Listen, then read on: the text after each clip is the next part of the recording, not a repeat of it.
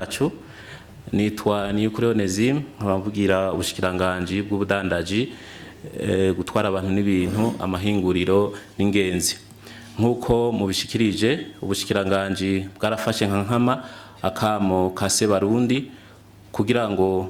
turabe neza higwe ibijanye n'igiciro cari cashinzwe kugira ngo turabe neza yuko ico giciro cyoba vyukuri cafatiye kuturusho twose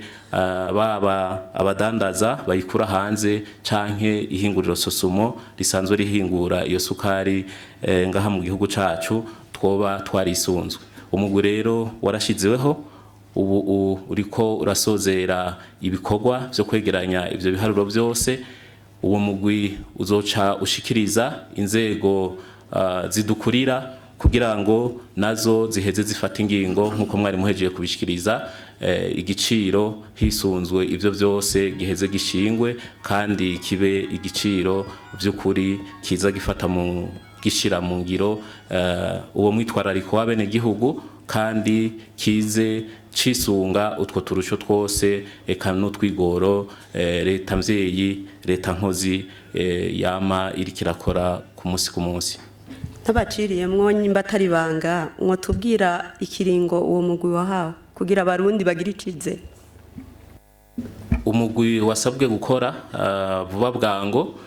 ni muri iyo ntumbero rero umugwi waciye ushigwaho kugira ngo wige neza ivyo biharuro byose. Murazi yuko kwegeranya ibi novuga ibintu bitandukanye byofatirwako bisaba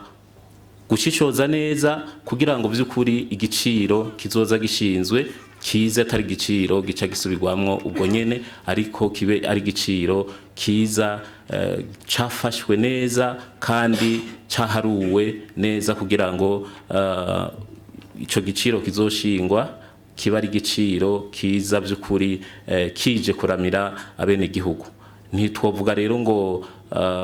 hoba harabaye gucerwa ariko twokwizeza Abarundi yuko vuba bwango igiciro cisunga ineza y'umwene gihugu kizoshigwaho.